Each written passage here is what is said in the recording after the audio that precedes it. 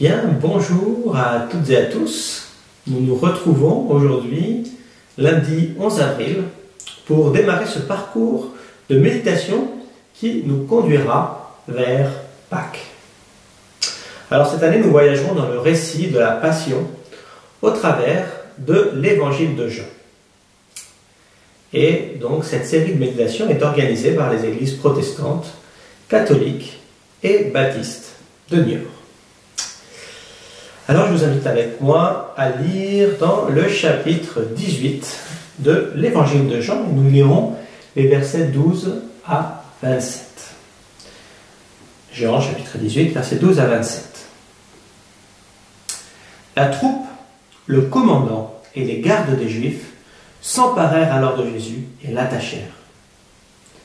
Ils l'emmenèrent d'abord chez Anne, car il était le beau-père de Caïphe, qui était grand prêtre cette année-là. Or, Caïphe était celui qui avait donné ce conseil aux Juifs: il vaut mieux qu'un seul homme meure pour le peuple.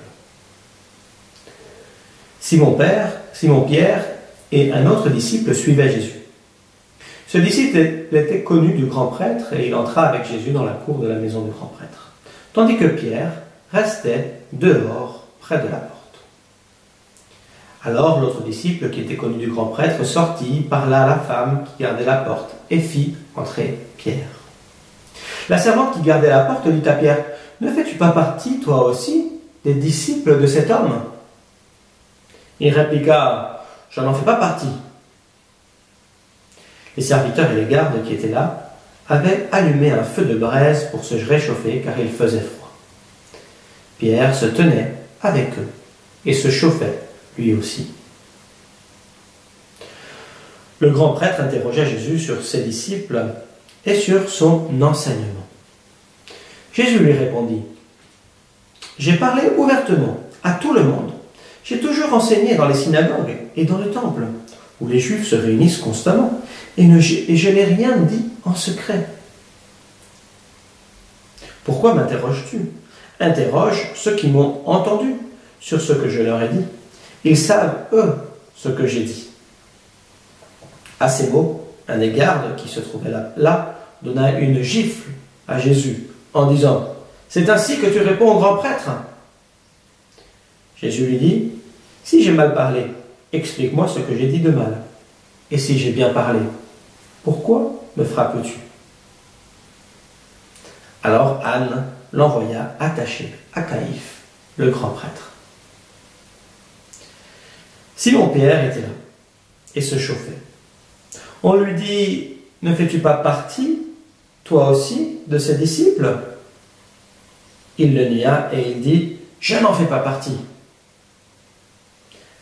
Un des serviteurs du grand prêtre, un parent de celui à qui Pierre avait coupé l'oreille, dit: « Je ne t'ai pas vu avec lui dans le jardin. » Pierre le nia de nouveau. Et aussitôt, le coq chanta.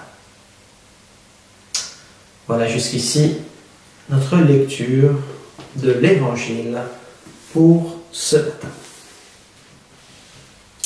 Alors, méditons ensemble ce texte.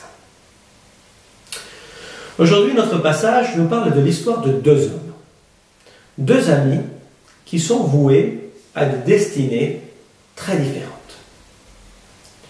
Le premier, Jésus, a été arrêté et conduit devant les autorités pour être jugé. Sa vie est en danger et il le sait, mais il ne se démonte pas. Il tient même tête au gardien qui le frappe, en lui faisant voir l'incohérence de son geste. « Si j'ai mal parlé, prouve-le. Et si j'ai bien parlé, pourquoi me frappes-tu » Jésus montre par cette attitude son courage depuis le début jusqu'à la fin. Le deuxième homme de ce passage s'appelle Pierre. Et lui n'a pas été arrêté, donc il se cache parmi la multitude, car il ne veut pas se faire prendre. Il a peur.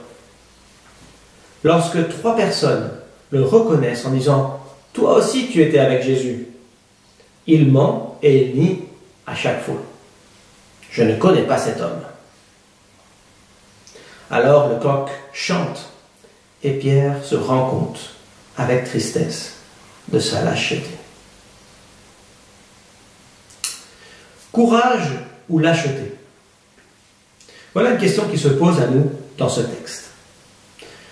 Nous n'y sommes peut-être pas confrontés au quotidien dans nos vies, mais à certains moments de notre existence, cette question se pose aussi pour chacun d'entre nous.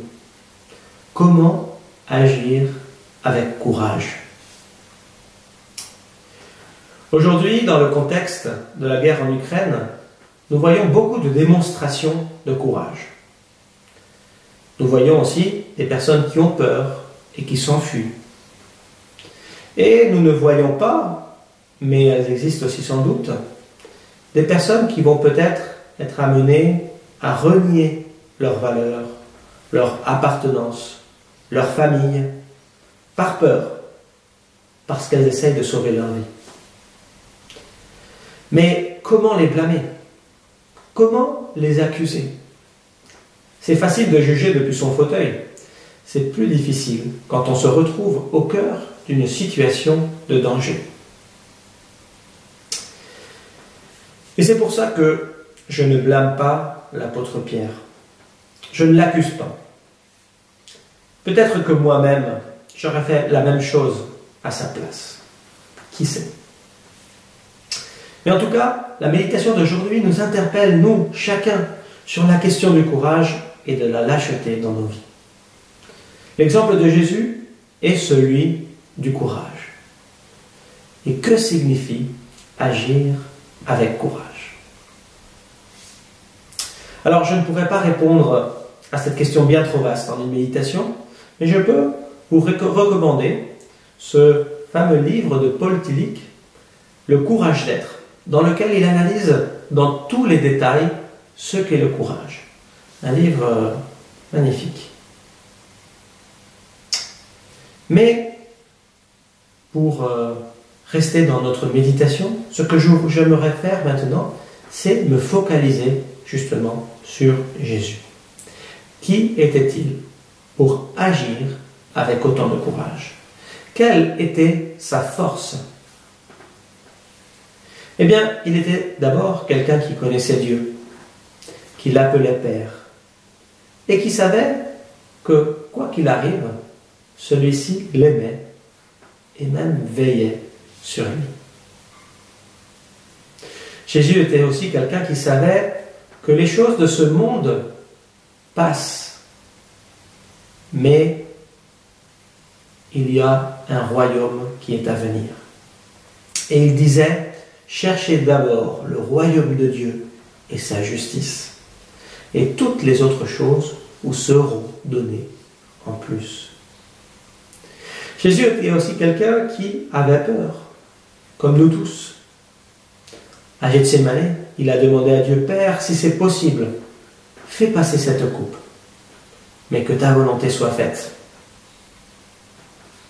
Enfin, il avait déposé toute sa vie tout entière, entre les mains de Dieu. Et il avait dit: celui qui veut gagner sa vie la perdra. Mais celui qui la perdra à cause de moi la trouvera. Et il a porté cette parole jusqu'au bout.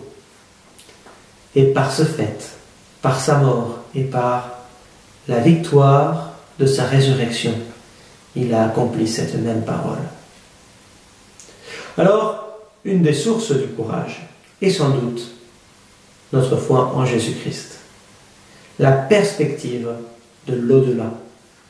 Savoir que la vie ne se résume pas à ce que nous pouvons vivre ici sur terre, mais qu'il y a aussi une perspective d'éternité qui est bien réelle et bien présente. Et c'est dans cette perspective-là que alors nous trouvons le courage d'être, le courage de suivre Jésus et le courage de respecter ses commandements.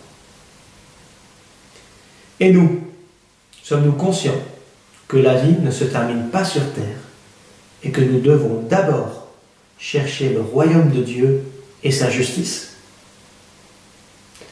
Dans ce chemin vers Pâques, que cette pensée puisse habiter notre cœur et notre âme. Amen. Et je vais vous laisser avec ce chant qui dit « Pardon, Seigneur, pardon », et qui est un chant de repentance devant le Seigneur et un appel à sa grâce. Que le Seigneur vous bénisse.